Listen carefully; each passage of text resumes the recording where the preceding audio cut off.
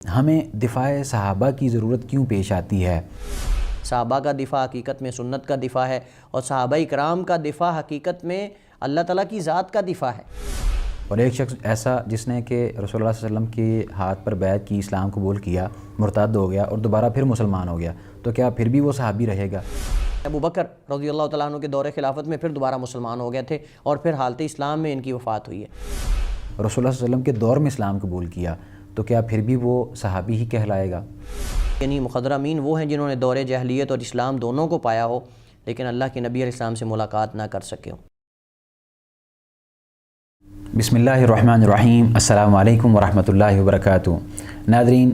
آج ہم جس سیریز کا آغاز کرنے جا رہے ہیں اس کا تعلق ہے صحابہ کرام کے دفاع کے ساتھ۔ اس سیریز کے اندر ہم یہ جاننے کی کوشش کریں گے کہ جو صحابہ کرام کی مبارک ہستیاں ہیں ان کے اوپر جو مختلف اعتراضات کیے جاتے ہیں، الزامات لگائے جاتے ہیں کہ ان کی آپس میں لڑائی تھی، یا بعض دفعہ اہل بیت کے ساتھ صحابہ کرام کی لڑائی ظاہر کرنے کی کوشش کی جاتی ہے، اور بعض دفعہ صحابہ کرام کے ساتھ اہل بیت کی لڑائی ظاہر کرنے کی کوشش کی جاتی ہے، اور ان کے درمیان ایک دیوار خود بنانے کی کوشش کی جاتی ہے، جبکہ ان کے اندر اس طرح کا کوئی ایسا ماحول نہیں تھا۔ اگر ہوتا بھی تھا تو رسول اللہ صلی اللہ علیہ وسلم کی ذات مبارک وہاں پر موجود ہوتی تھی اور وہ ان کے اختلافات کو دور کرتی تھیں۔ تو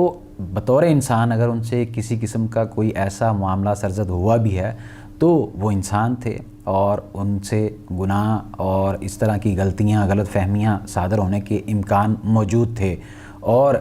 رسول اللہ صلی اللہ علیہ وسلم نے ان کے بارے میں کیا ارشادات فرمائے۔ آج کوئی بھی شخص اٹھتا ہے تو کسی صحابی کے بارے میں تبرہ بازی شروع کر دیتا ہے، طعن و تشنیع شروع کر دیتا ہے، اور ان کو نعوذ باللہ اہل بیت کا دشمن قرار دینا شروع ہو جاتا ہے، اور پھر اس کے اوپر بحث چلتی ہے، اور چلتے چلتے پھر وہ کہاں پہ رکتی ہے یہ آپ بھی جانتے ہیں۔ اس حوالے سے ہم نے یہ محسوس کیا کہ لوگ جو ہیں ان کو کتنی ضرورت ہے اس چیز کی کہ وہ سب سے پہلے ان چیزوں کے بارے میں جانیں کہ صحابی کون ہوتے ہیں، اور ان کا مقام و مرتبہ کیا ہے، اور اس کی تعریف کیا ہے، اور کون کون سے ایسی چیزیں ہیں جو کہ ایک انسان کو جو پہلے کافر تھا اس کو صحابی کے درجے میں لے آئیں، اور رسول اللہ صلی اللہ علیہ وسلم کی رفاقت حاصل ہوئی، ان کی صحبت حاصل ہوئی۔ کیا ہر وہ شخص جس نے رسول اللہ صلی اللہ علیہ وسلم کے ساتھ ملاقات کی ہے، چاہے وہ آپ کا رشتہ دار ہو یا غیر رشتہ دار ہو، تو کیا وہ صحابی کہلائے گا، یا پھر ایمان کی حالت میں ہی اسلام قبول کرنے والا صحابی کہلائے گا، یا اس طرح کے اور بھی دیگر سوالات ہوں گے جن کے بارے میں ہم شرعی رہنمائی لیں گے۔ تو ہمارے جو مہمان ہیں جن سے ہم نے قیمتی وقت لیا ہے وہ مدینہ یونیورسٹی کے فاضل ہیں، اور ماشاءاللہ ابھی بھی درس و تدریس کے عمل میں سرگرم عمل ہیں۔ ہم چلتے ہیں ان کی جانب، وہ ہیں فضیلت الشیخ فؤاد بھٹوی حافظہ اللہ تعالی، جن کے ہم بہت مشکور و ممنون ہیں کہ انہوں نے ہمیں ایک مرتبہ پھر قیمتی وقت دیا۔ شیخ، کیسے مزاج ہیں آپ کے؟ الحمدللہ، اللہ کا شکر ہے۔ آپ کیسے؟ الحمدللہ۔ شیخ صاحب، سب سے پہلے تو میں اپنے ناظرین کو یہ بتاتا چلوں کہ ہماری اس سیریز کا جو موضوع ہے وہ یہ ہے کہ صحابی کون ہوتا ہے، اور آپ سے جو ہمارا پہلا سوال ہے وہ یہ ہے کہ ہمیں دفاع صحابہ کی ضرورت کیوں پیش آتی ہے؟ دفاع صحابہ کیوں ضروری ہے؟ صحابہ کرام کا دفاع کرنا کیوں ضروری ہے؟ کیا اسلام نے اس چیز کا مطالبہ کیا ہے؟ الحمدللہ رب العالمین، والصلاة والسلام علی اشرف الانبیاء والمرسلین، نبینا محمد وعلی آلہ واصحابہ اجمعین، اما بعد۔ صحابہ کرام نبی کریم صلی اللہ علیہ وسلم کے بعد اللہ کے نبی علیہ السلام کی دعوت کے علم کو بلند کرنے والے ہیں، اور صحابہ کرام وہ شخصیات اور وہ ہستیاں ہیں کہ جن کے لیے اللہ تعالیٰ نے خیر کے جتنے بھی عوامل تھے اللہ تعالیٰ نے ان کے لیے ان کو جمع کر دیا، اور ان کے لیے اللہ تعالیٰ نے ان کی خیریت اور افضلیت کو اللہ تعالیٰ نے قرآن کریم میں کتاب مقدس کے اندر اللہ تعالیٰ نے بیان کیا ہے۔ اور صحابہ اکرام وہ شخصیات ہیں کہ جنہوں نے اللہ کے نبی علیہ السلام کا جو ہے وہ تمام حالات میں دفاع کیا، اللہ کے نبی علیہ السلام کا ساتھ دیا، بلکہ نبی کریم صلی اللہ علیہ وسلم کے دفاع کی راہ میں ان کے ہاں مال، اولاد، خون، کسی چیز کی کوئی اوقات اور ویلیو نہیں تھی۔ اللہ کے نبی علیہ السلام کی محبت کے مقابلے میں وہ اپنے مال کو، اپنی جانوں کو، اپنی اولادوں کو، رشتہ داروں کو کچھ بھی نہیں سمجھتے تھے۔ وہ مر مٹنے کے لیے اللہ کے نبی کی محبت میں جو ہے وہ ہمہ وقت تیار رہتے تھے۔ اور صحابہ کرام وہ شخصیات ہیں کہ جنہوں نے اللہ کے نبی کی محبت میں اپنے وطنوں کو چھوڑا، اپنے گھروں کو چھوڑا، اپنی جائیداد کو، اپنی پراپرٹی، ہر چیز کو، یعنی زندگی کا جو بھی قیمتی سرمایہ تھا اس کو انہوں نے نبی کریم کی محبت میں چھوڑا ہے۔ اور یہ صحابہ کرام وہ شخصیات ہیں کہ جنہوں نے اللہ تعالیٰ سے اس کی رضا کے حصول کے لیے اپنی جانوں کا سودا کیا ہے۔ اور یہ صحابہ کرام وہ شخصیات ہیں کہ جو اللہ کے نبی علیہ السلام کی وفات کے بعد اپنے بعد والے لوگوں اور نبی کریم کے درمیان واسطہ اور وسیلہ ہیں شریعت پہنچانے کا۔ اور جب وہ اللہ کے نبی علیہ السلام اور ہمارے درمیان شریعت پہنچانے کا وسیلہ اور واسطہ ہیں، تو اگر کوئی ان پر اعتراض کرتا ہے تو حقیقت میں یہ نبی علیہ السلام کی ذات پر اعتراض کرتا ہے، اور یہ اس شریعت پر اعتراض کر رہا ہے جو شریعت وہ اللہ کے نبی سے دیگر امتیوں تک نقل کرنے کا وہ وسیلہ اور ذریعہ ہیں۔ تو اس وجہ سے صحابہ کرام رضوان اللہ علیہم اجمعین جن کی عدالت کو اللہ تعالیٰ نے قرآن میں بیان کیا، دیکھیں ہمیں جو ہے وہ صحابہ کرام کی عدالت کو بیان کرنے یا ان کی سچائی اور صداقت اور ایمان کو بیان کرنے کی ضرورت اور حاجت نہیں ہے، کیونکہ اللہ نے خود ان کی عدالت کو، ان کی صداقت کو، ان کے ایمان کو، ان کے جذبے کو، ان کی قربانیوں کو اللہ نے خود قرآن کریم کے اندر بیان کیا ہے، نبی کائنات صلی اللہ علیہ وسلم نے خود اپنی احادیث کے اندر بیان کیا ہے۔ لہٰذا ہمیں اس کی ضرورت نہیں ہے، کافی ہے جو اللہ تعالیٰ نے قرآن کریم میں ان کے لیے جو ہے وہ مغفرت اور بخشش کے سرٹیفکیٹ اللہ تعالیٰ نے جاری کیے ہیں۔ نبی علیہ السلام نے جو ان کے بارے میں ہدایات اپنی امت کو، بعد میں آنے والے لوگوں کو کی ہیں، وہ کافی ہیں۔ لیکن اصل میں ہم صحابہ کرام کا دفاع اس وجہ سے کرتے ہیں چونکہ صحابہ کرام ہمارے اور نبی کریم علیہ السلام کے درمیان واسطہ ہے، اور جو بندہ ان پر سب و شتم کرنے یا ان پہ تنقید کرنے کی کوشش کرتا ہے وہ حقیقت میں ان پر تنقید نہیں کر رہا ہوتا، وہ حقیقت میں اس ہم تک پہنچنے والی شریعت پر تنقید کر رہا ہے۔ اور جو نبی کائنات صلی اللہ علیہ وسلم یعنی جو جس کے اور ہمارے درمیان وہ واسطہ ہیں، اصل میں وہ نبی علیہ السلام کی ذات پہ تنقید کر رہا ہوتا ہے، کیونکہ کسی شخص کے ساتھیوں پر تنقید کرنا اور اعتراض کرنا یا ان کو جو ہے وہ ان پہ لان تان کرنا، یہ حقیقت میں اس کی ذات پہ تان و تشنیع ہوتا ہے۔ آپ جب کسی بندے کو یہ کہتے ہو کہ آپ کا ساتھی ایسا ہے، آپ کے پاس بیٹھنے والے لوگ ایسے ہیں، تو گویا کہ آپ اس کو جو ہے وہ گالی دے رہے ہو، آپ اس کو برا بھلا کہہ رہے ہو۔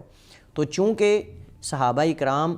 دین کو ہم تک نقل کرنے کا وسیلہ ہیں، ذریعہ ہیں، اگر ہم ان کو درمیان سے نکال دیں تو ہمارے پاس نہ قرآن بچتا ہے نہ حدیث بچتی ہے۔ حدیث کو نکالنے والے بھی یہ ہیں، قرآن کو پہنچانے والے، حدیث کو پہنچانے والے بھی یہ ہیں، نقل کرنے والے، اور قرآن کو بھی ہم تک نقل کرنے والے یہ ہیں۔ تو لہٰذا صحابہ کا دفاع حقیقت میں نبی کا دفاع ہے، صحابہ کا دفاع حقیقت میں قرآن کا دفاع ہے، صحابہ کا دفاع حقیقت میں سنت کا دفاع ہے، اور صحابہ کرام کا دفاع حقیقت میں اللہ تعالیٰ کی ذات کا دفاع ہے، اللہ تعالیٰ کی ذات کا دفاع ہے، کیونکہ اللہ تعالیٰ نے خود ان کا تزکیہ کیا ہے، اللہ تعالیٰ نے خود ان کی عدالت کو بیان کیا ہے۔ تو اللہ تعالیٰ کی ذات جو کہ کامل اور اکمل ذات ہے اور وہ عادل ہے، اور وہ اللہ تعالیٰ جو ہے وہ بھولنے والا نعوذ باللہ نہیں ہے، کسی مسئلے سے وہ جاہل نہیں ہے، وہ عالم اور قادر اور قدیر ہے۔ وہ اللہ تعالیٰ جب کسی کا تزکیہ کرتا ہے، کسی کی عدالت کو بیان کرتا ہے، کسی کی صداقت کو اور ایمان کو بیان کرتا ہے، تو اس کے بعد اگر کوئی بندہ اٹھ کر ان کی صداقت و امانت پہ انگلی اٹھاتا ہے یا ان پہ اعتراض کرتا ہے، تو یہ حقیقت میں وہ چیز جو نقل کر رہے ہیں اس پہ اعتراض کر رہا ہے، اور جو نقل کر رہے ہیں وہ قرآن اور سنت ہے، اور قرآن و سنت پہ تنقید حقیقت میں اللہ اس کے رسول پر تنقید ہے۔ تو اس وجہ سے ہم صحابہ کرام کے دفاع کو واجب سمجھتے ہیں، اور یہ ہمارا جیسے قرآن کا دفاع، سنت کا دفاع واجب ہے، ایسے صحابہ کرام کا دفاع واجب ہے، چونکہ یہ اصل میں حقیقت میں راستہ ہے ان لوگوں کے لیے جو قرآن و سنت پہ اعتراض کرنا چاہتے، تو ہم ان کو یہ راستہ قطعاً بھی ہم ان کے لیے راستہ جو ہے وہ اس پہ چلنے کی ان کو اجازت نہیں دیں گے، اور ہم جو ہے وہ صحابہ کرام کے دفاع کو اپنا واجب سمجھتے ہیں اور اپنا فریضہ سمجھتے ہیں۔ شیخ، یہ تو آپ نے وضاحت کر دی کہ صحابہ کرام کا دفاع کیوں ضروری ہے۔ اب یہ بتا دیجئے کہ صحابی کون ہوتا ہے، اس کی تعریف، ڈیفینیشن کیا ہے؟ چونکہ صحابہ کرام رضوان اللہ علیہم اجمعین جو ہے وہ ان کا دیگر امتیوں سے جو ہے وہ ایک مرتبہ اور مقام بلند ہے، ان کی شان مختلف ہے، ان کی آن مختلف ہے، تو اس مناسبت سے ضروری ہے کہ ہم ایک ایسی جامع معنی تعریف جو ہے وہ ناظرین کے سامنے پیش کریں کہ جس سے ہمیں پتہ چلے کہ صحابی ہوتا کون ہے، ایک صحابی کو پہچاننے کا طریقہ کیا ہے۔ تو اس کے لیے جو علماء نے تعریف ذکر کی ہے صحابی کو، ویسے صحابی تو صحبت سے ہے، یعنی جو بھی اللہ کے نبی علیہ السلام کی صحبت میں رہا ہے وہ لغوی اعتبار سے تو ہم اس کو صاحب ہی کہیں گے، لیکن کیا صحابی بھی ہے وہ جن کے فضائل اللہ نے قرآن کریم میں بیان کیے ہیں اور نبی علیہ السلام نے احادیث کے اندر؟ تو علماء کرام فرماتے ہیں کہ صحابی کی تعریف یہ ہے کہ من لقی النبی صلی اللہ علیہ وسلم مؤمنا بہ ومات علی الاسلام، کہ جو اللہ کے نبی علیہ السلام سے جس نے حالت ایمان میں ملاقات کی اور حالت ایمان سے دنیا سے گیا۔ تو اس تعریف کے اندر اگر آپ دیکھیں تو سب سے پہلے یہ کہ اللہ کے نبی سے ملاقات کرے، اللہ کے نبی علیہ السلام سے اس کی ملاقات ہونا ثابت ہو، اور دوسرا یہ ہے کہ وہ اللہ کے نبی سے حالت ایمان میں ملاقات کرے، آپ کی نبوت کو، آپ کی رسالت کو تسلیم کرنے والا ہو، پھر اگر وہ ملاقات کرتا ہے تو وہ صحابی ہوگا۔ اور تیسری بات یہ ہے کہ وہ جب فوت ہو تو اس کا اعتبار ہوگا کہ وہ حالت ایمان میں اور حالت اسلام میں ہی اس کو موت آئے اور وہ فوت ہو، تو یہ صحابی ہوتا ہے جو حالت ایمان میں اللہ کے نبی سے ملاقات کرے اور حالت ایمان میں دنیا سے رخصت ہو، تو یہ صحابی ہے۔ شیخ یہ جو آپ نے تعریف بیان کی ہے اس پر تو کئی سوالات جنم لیتے ہیں۔ پھر کیا ایک شخص جس نے رسول اللہ صلی اللہ علیہ وسلم کی رفاقت میں اسلام قبول کیا اور بعد میں وہ مرتد ہو گیا تو کیا پھر بھی وہ صحابی رہے گا؟ اور ایک شخص ایسا جس نے کہ رسول اللہ صلی اللہ علیہ وسلم کے ہاتھ پر بیعت کی، اسلام قبول کیا، مرتد ہو گیا اور دوبارہ پھر مسلمان ہو گیا تو کیا پھر بھی وہ صحابی رہے گا؟ اس بارے میں آپ وضاحت فرما دیجیے۔ دیکھیے، سب سے پہلی بات ہے اس کی تین صورتیں بن سکتی ہیں اس مسئلے کی۔ ایک تو یہ ہے کہ ایک بندہ نبی علیہ السلام سے حالت ایمان میں ملاقات کرتا ہے اور اس کے بعد مرتد ہو جاتا ہے، پھر دوبارہ آپ سے ملاقات کر کے توبہ کر لیتا ہے، تو اس کے تو صحابی ہونے میں کوئی شک نہیں، کیونکہ اس نے دوبارہ پھر ملاقات کر لی اور مسلمان ہو گیا، توبہ طائب ہو گیا۔ لیکن ایک شخص جو ہے وہ اللہ کے نبی علیہ السلام سے حالت ایمان میں ملاقات کرتا ہے اور اس کے بعد وہ مرتد ہو جاتا ہے، اور مرتد ہونے کے بعد اب دو صورتیں ہیں، یا تو دوبارہ پھر مسلمان ہو جاتا ہے اور یا پھر جو ہے وہ مسلمان نہیں ہوتا۔ اگر ایک بندہ صلی اللہ علیہ وسلم سے حالت ایمان میں ملاقات کرتا ہے اور پھر وہ مرتد ہو کر مر جاتا ہے تو اس کو کوئی بھی صحابہ میں شمار نہیں کرتا اور نہ ہی اس کو کرنا چاہیے۔ بعض لوگ سمجھتے ہیں کہ شاید ان کو بھی صحابہ میں شمار کیا جاتا ہے، لیکن حقیقت یہ ہے کہ ایسا شخص جو اللہ کے نبی سے حالت ایمان میں ملاقات کرے اور پھر مرتد ہو جائے اور مرتد ہونے کی صورت میں کفر پر ہی مرے تو مسلمان نہیں ہے۔ جیسا کہ عبداللہ ابن قتل ہے، ربیعہ بن امیہ ہے، اس طرح کے کئی لوگ ہیں جو مسلمان ہوئے تھے صرف شہرت کے لیے یا کسی اور وجہ سے، اس کے بعد نبی علیہ السلام کی وفات کے بعد کچھ اللہ کے نبی کی زندگی میں مرتد ہو گئے تو ان کو کوئی بھی مسلمانوں میں شمار نہیں کرتا اور وہ پھر کفر پہ ہی فوت ہوئے۔ لیکن کچھ لوگ ایسے ہیں جو اللہ کے نبی علیہ السلام کی زندگی میں آپ سے ملاقات بھی کی اور آپ کے ہاتھ پر بیعت بھی کی، مسلمان ہوئے، اس کے بعد پھر شبے کی وجہ سے یا کسی فتنے کی وجہ سے مرتد ہو گئے، پھر دوبارہ مسلمان ہوئے اور پھر حالت اسلام میں ہی ان کو موت آئی، پھر حالت اسلام میں ہی ان کو موت آئی، تو یہ صحابی کہلائے گا۔ اگرچہ اس میں اختلاف ہے، یعنی امام ابو حنیفہ رحمہ اللہ تعالیٰ اور بعض علماء کہتے ہیں کہ اس کو صحابی نہیں کہیں گے، چونکہ جب وہ کافر ہوا، اسلام لانے کے بعد کافر ہوا تو اس سے نبی علیہ السلام کی صحبت چھن جاتی ہے۔ اللہ کے نبی علیہ السلام کی صحبت جو تھی، وہ شرف جو اس کا صحبت کا تھا، وہ شرف اس سے چھن جاتا ہے۔ تو اس کے بعد دوبارہ جب وہ مسلمان ہوگا تو پھر وہ تابعی ہوگا، وہ صحابی نہیں ہوگا۔ لیکن صحیح بات یہ ہے، جیسے علماء کا اس پر عمل بھی ہے، اگر آپ کتابوں کے اندر دیکھیں تو ان کی احادیث کو صحابہ کی احادیث پہ شمار کیا گیا ہے۔ یعنی ایک بندہ اللہ کے نبی سے حالت ایمان میں ملاقات کرتا ہے اور پھر وہ مرتد ہو جاتا ہے، پھر دوبارہ مسلمان ہو جاتا ہے تو یہ صحابی کہلائے گا، کیونکہ ہم نے جب تعریف کی، ہم نے کہا کہ وہ حالت ایمان میں ہی دنیا سے جائے، حالت ایمان میں ہی دنیا سے، جیسا کہ اشعث بن قیس ہے۔ اشعث بن قیس جو ہیں یہ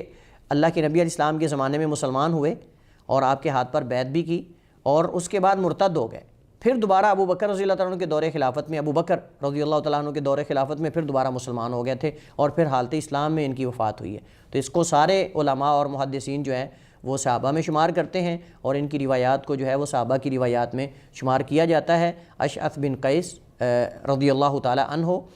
یہ اسلام لائے اور پھر مرتد ہوئے، پھر دوبارہ مسلمان ہو گئے تھے۔ ابو بکر، اس طرح کے اور بھی بہت سارے لوگ ہیں، مطلب جو یعنی بہت سارے سے مراد یہ ہے کہ ان کے علاوہ، اشعث بن قیس کے علاوہ اور بھی کچھ مثالیں ملتی ہیں، جیسا کہ طلحہ اسدی ہے۔ اب طلحہ اسدی جو ہے اس نے نبوت کا دعویٰ کیا تھا، لیکن اس کے بعد وہ توبہ طائب ہو گیا، اور توبہ طائب ہونے کے بعد بلکہ مورخین نے لکھا ہے کہ اتنی پکی سچی توبہ اس نے کی تھی کہ توبہ کرنے کے بعد جنگ قادسیہ میں وہ شہید ہوا ہے، یعنی وہ اپنی قوم کے ساتھ جا کے اس نے اللہ کی راہ میں جہاد کیا ہے اور اتنی سنجیدگی کے ساتھ جہاد کیا ہے کہ وہ اسی جہاد میں ہی، یعنی جہاد کرتے کرتے وہ اللہ کی راہ میں شہید ہوا ہے۔ اب ہم تو بظاہر ہی مطلب اعمال کو دیکھ کر کسی مسلمان کے بارے میں فیصلہ کر سکتے ہیں، باطنی اعمال تو اللہ جانتا ہے، لیکن ایک بندہ اگر توبہ کر رہا ہے اور کہہ رہا ہے کہ میں مسلمان ہوں تو اس کی توبہ کو قبول کیا جائے گا۔ اسلام تو ظاہری احکام پر ہی مطلب فیصلہ کرتا ہے، کسی کے باطنی اعمال کا جو ہے وہ ہم اس کے پیچھے ہم نہیں پڑیں گے کہ اس کے باطنی اعمال کیا ہے۔ شیخ، جو اس سوال کے دوسرے حصے کے بارے میں آپ نے وضاحت بیان کی ہے، اس میں سے مزید ایک سوال پھر یہ ہے کہ کیا رسول اللہ صلی اللہ علیہ وآلہ وسلم کے دور کے اندر ایک شخص پہلے مسلمان ہوا، پھر وہ مرتد ہوا، اب رسول اللہ صلی اللہ علیہ وسلم کے دور کے اندر ہی وہ مسلمان ہوگا تو صحابی کہلائے گا، یا رسول اللہ صلی اللہ علیہ وسلم کی وفات کے بعد اگر وہ مسلمان ہو جاتا ہے تو پھر بھی صحابی کہلائے گا؟ یعنی رسول اللہ صلی اللہ علیہ وسلم کی وفات سے پہلے تو وہ مرتد ہو گیا تھا، لیکن رسول اللہ صلی اللہ علیہ وسلم کی وفات کے بعد وہ دوبارہ مسلمان ہو گیا، تو کیا کیونکہ پہلے وہ رسول اللہ صلی اللہ علیہ وسلم کی زندگی کے اندر مسلمان ہوا تھا، اب رسول اللہ صلی اللہ علیہ وسلم کی وفات کے بعد ہو رہا ہے، تو کیا وہ دوبارہ صحابی ہی کہلائے گا؟ یہی تو میں نے بات کی نا کہ اس میں تو کسی کا اختلاف نہیں ہے کہ اگر وہ بندہ اللہ کے نبی علیہ السلام سے ملاقات کرتا ہے، مسلمان ہو جاتا ہے اور پھر دوبارہ وہ مرتد ہو جاتا ہے، پھر اللہ کے نبی سے آ کر ملاقات کر لیتا، توبہ کر لیتا ہے، تو اس کے تو صحابی ہونے میں کوئی شک ہی نہیں، کیونکہ دوبارہ پھر اس نے ملاقات کر لی۔ اختلاف اس میں ہے کہ وہ بندہ اللہ کے نبی علیہ السلام سے ملاقات دوبارہ نہیں کر پاتا جب وہ توبہ کرتا ہے، تو کیا اس کو صحابی شمار کریں گے کہ نہیں؟ اگر وہ اسلام پہ فوت ہوتا ہے تو راجح قول کے مطابق وہ بھی صحابی ہے، کیونکہ ہم نے کہا ومات علی الاسلام، کہ وہ اسلام پہ فوت ہو، تو راجح قول کے مطابق وہ بھی صحابی، اور محدثین نے ایسے لوگوں کو صحابہ میں شمار کیا ہے، جیسے میں نے آپ کو مثال دی اشد بن قیس کی۔ لیکن جو مرتد ہو کر دوبارہ توبہ نہیں کرتا وہ تو کافر ہے، اس کا صحابہ کے اور نبی صلی اللہ علیہ وسلم کی صحبت کے ساتھ کوئی تعلق نہیں، اور اللہ کے نبی اس سے بری ہے۔ شیخ، کیا صحابی ہونے کے لیے کوئی وقت کا تعین کیا گیا ہے کہ کتنی مدت کے لیے ایک شخص رسول اللہ صلی اللہ علیہ وسلم کی رفاقت میں رہے گا تو پھر ہی وہ صحابی کہلائے گا؟ بعض علماء جو ہے وہ اس میں شرط لگاتے ہیں، بعض غزوات کی شرط لگاتے ہیں کہ اللہ کے نبی علیہ السلام کے ساتھ غزوات کیے ہوں، بعض شرط لگاتے ہیں کہ کم از کم 1 مہینہ، بعض کہتے ہیں 1 سال، مختلف مدت علماء نے ذکر کی ہے نبی علیہ السلام کی صحبت میں رہنے کی، کہ اگر کوئی اتنا عرصہ اللہ کے نبی علیہ السلام کی صحبت میں رہتا ہے تو اس کو صحابی کہیں گے۔ لیکن صحیح بات یہ ہے کہ عربی زبان میں جو صاحب یا صحبت کا لفظ ہے اس میں وقت کا تعین نہیں ہے کہ کوئی اگر 1 ہفتہ رہے، 2 ہفتے رہے، 1 گھنٹہ رہے، 2 گھنٹے، اگر کچھ لمحات بھی کوئی کسی کی صحبت میں گزارتا ہے تو اس کو صحبت ہی کہا جاتا ہے۔ اس وجہ سے جو نبی کریم علیہ السلام کے ساتھ حجۃ الوداع میں لوگ شریک تھے، جنہوں نے آپ صلی اللہ علیہ وسلم کی صحبت میں کچھ لمحات گزارے ہیں اور آپ صلی اللہ علیہ وسلم کے ارشادات و فرامین کو سنا ہے، ان کو بھی علماء صحابہ کرام میں محدثین شمار کرتے ہیں۔ تو راجح اور صحیح بات یہ ہے کہ نبی کریم علیہ السلام کی صحبت کے لیے زمانے کی حد بندی کرنا کہ وہ اتنا عرصہ رہا ہو تو پھر صحابی ہے، یہ درست نہیں ہے، جیسے کہ بعض لوگ جو ہے وہ اس اعتبار سے فرق کرتے ہیں۔ ہاں البتہ یہ ہے کہ جس قدر کوئی زیادہ اللہ کے نبی علیہ السلام کی صحبت میں رہے گا اس قدر اس کا مرتبہ اور مقام بھی زیادہ ہوگا، کیونکہ اللہ کے نبی علیہ السلام کی صحبت میں رہنا یہ بہت بڑے شرف کی بات ہے، تو جو زیادہ دیر اللہ کے نبی کی صحبت میں رہے گا اس کا شرف اور مقام دیگر صحابہ کے مقابلے میں زیادہ ہوگا۔ یہ تو ایک مطلب عقل بھی اس بات کا تقاضا کرتی ہے۔ لیکن کسی شخص کو چند لمحات اللہ کے نبی کے ساتھ حالت ایمان میں گزارنے اور پھر اسی حالت میں ایمان کی حالت میں فوت ہونے پر اس کو صحابہ میں شمار نہ کرنا یا نکال دینا، اس کی کوئی دلیل نہیں، کیونکہ عربی زبان میں صحبت جو ہے اس کے لیے وقت کا تعین نہیں ہے۔ اگرچہ کوئی چند لمحات بھی کسی کی صحبت میں رہتا ہے تو اس کو اس کا صاحب ہی کہیں گے۔ تو اللہ کے نبی علیہ السلام کے ساتھ جتنے لوگوں نے بھی کچھ لمحات آپ کے ساتھ گزارے ہیں حالت ایمان میں اور حالت ایمان سے وہ دنیا سے گئے ہیں، وہ سارے صحابہ کرام میں شمار ہوں گے۔ شیخ، ایک سوال جو ہے وہ آپ سے آخری ہمارا یہ ہے کہ ایک شخص جس نے رسول اللہ صلی اللہ علیہ وسلم کے ساتھ ملاقات نہیں کی لیکن اس نے اسلام قبول کر لیا، تو کیا پھر بھی وہ رسول اللہ صلی اللہ علیہ وسلم کے دور میں اسلام قبول کیا تو کیا پھر بھی وہ صحابی ہی کہلائے گا؟ رسول اللہ صلی اللہ علیہ وسلم سے جس بندے نے ملاقات نہیں کی لیکن وہ مسلمان ہو گیا تو ایسے شخص کو مخضرمین میں شمار کیا جاتا ہے، مخضرم کہا جاتا ہے۔ مخضرمین بہت سارے کبار تابعین ایسے ہیں جن کے بارے میں آپ کو تاریخ اور تراجم کی کتب کے اندر یہ ملے گا کہ یہ مخضرم ہے، یعنی مخضرمین، مخضرم صحابی، یعنی مخضرمین وہ ہیں جنہوں نے دور جاہلیت اور اسلام دونوں کو پایا ہو لیکن اللہ کے نبی علیہ السلام سے ملاقات نہ کر سکے ہوں۔ کیوں؟ مثلا سوید بن غفلہ ہیں، سوید بن غفلہ رحمہ اللہ تعالیٰ جو ہے وہ یہ مخضرمین میں سے ہیں، اور یہ کہا کرتے تھے کہ میں اللہ کے نبی کا ہم عمر ہوں، یہ کہا کرتے تھے کہ میں رسول اللہ صلی اللہ علیہ وسلم کا ہم عمر ہوں۔ ان کے بارے میں بڑی دلچسپ جو ہے وہ باتیں ہیں، یہ کہتے تھے کہ میں اللہ کے نبی علیہ السلام سے 1 سال چھوٹا ہوں، اور 128 سال کی عمر میں ان کی وفات ہوئی، اور 119 سال کی عمر میں انہوں نے ایک اور شادی کی تھی، اور اسی طرح جو ہے وہ 125 سال کی عمر میں یہ نماز تراویح پڑھا رہے تھے، اور کہتے ہیں کہ ان کے جو دانت اسی طرح تھے اور ان کی آواز بالکل صاف پوری مسجد کے اندر سنائی دے رہی تھی۔ 125 سال کی عمر کے اندر، اور کہا جاتا ہے کہ ان سے پوچھا گیا کہ تمہاری یہ اعضاء اس عمر کے اندر بھی اتنے زیادہ مضبوط اور محفوظ کیوں ہیں؟ تو وہ فرمانے لگے کہ ہم نے جوانی میں ان کو اللہ کے لیے محفوظ کیا، بڑھاپے میں اللہ نے انہیں ہمارے لیے محفوظ کر دیا۔ تو یہ سوید بن غفلہ جو ہیں رحمہ اللہ تعالیٰ، یہ مخضرمین میں سے ہیں، یعنی نبی علیہ السلام کا زمانہ بھی پایا اور جو ہے وہ جہلیت کا زمانہ بھی پایا، اور دوسری بات یہ کہ اللہ کے نبی علیہ السلام سے جب ملاقات کرنے کے لیے مدینہ میں آئے تو ان کو پتہ چلا کہ آج ہی صحابہ نے دفن کیا ہے، یعنی جس دن مدینہ میں ملاقات کے لیے آئے اسی دن پتہ چلا کہ صحابہ نے آج ابھی نبی علیہ السلام کو دفن کیا ہے وفات کے بعد۔ اسی طرح ایک اور بھی صحابی تھے جن کے بارے میں رسول اللہ صلی اللہ علیہ وسلم نے ارشاد فرمایا تھا کہ تم ان سے جا کے دعا کروانا، جن کے بارے میں آتا ہے کہ وہ اپنی والدہ کے بڑے فرما بردار تھے اور رسول اللہ صلی اللہ علیہ وسلم سے ملاقات کرنے کے لیے آئے بھی تھے لیکن ملاقات نہیں ہو سکی تھی۔ اویس کرنی کے بارے میں یہ واقعہ ذکر کیا جاتا ہے کہ وہ اپنی والدہ کی بہت بڑی خدمت کرنے والے تھے، تو اللہ کے نبی علیہ السلام نے حضرت عمر کو کہا تھا کہ اگر تمہاری ان سے ملاقات ہو تو ان سے دعا کروانا، تو یہ اویس کرنی کے بارے میں ہے۔ لیکن ویسے مخضرمین بہت سارے ہیں جو اللہ کے نبی علیہ السلام کے زمانے میں مسلمان ہو گئے تھے لیکن آپ سے اسباب نہ ہونے کی وجہ سے، وسائل نہ ہونے کی وجہ سے یا کسی اور وجہ سے ملاقات نہیں کر سکے، تو ان کو مخضرمین کہا جاتا ہے، اور یہ تابعین میں شمار ہوتے ہیں لیکن کبار تابعین میں۔ بہت شکریہ شیخ، اللہ تعالیٰ آپ کو مزید رحمت و برکتوں سے نوازے اور آپ کے علم میں مزید اضافہ فرمائے۔ انشاءاللہ اگر ہمارے کوئی مزید سوالات ہوئے تو وہ بھی آپ سے ڈسکس کریں گے اور آپ سے رہنمائی لیں گے۔ آپ کا بہت شکریہ کہ آپ ہمارے لیے وقت نکالتے ہیں۔ ناظرین، یہ تھا ہمارا آج کا پروگرام جس کے اندر شیخ صاحب نے صحابی کی تعریف بیان کی اور صحابہ کے بارے میں جو درجہ بندی ہے اس کے بارے میں کچھ ہمیں بتایا کہ کون صحابی ہوگا اور کون نہیں ہوگا، اور جو رسول اللہ صلی اللہ علیہ وسلم کی رفاقت میں، ان کی صحبت میں اسلام قبول کرے گا تو پھر ہی صحابی کہلائے گا، اور اگر نہیں کرے گا تو پھر وہ کیا کہلوائے گا، اور ان کی اگر ملاقات نہیں ہوئی تو پھر اس کو کیا کہتے ہیں۔ اس طرح کے دیگر اور بھی سوالات جنم لے سکتے ہیں، آپ کے اگر کوئی ہوں تو وہ آپ ہم سے کر سکتے ہیں۔ انشاءاللہ ہم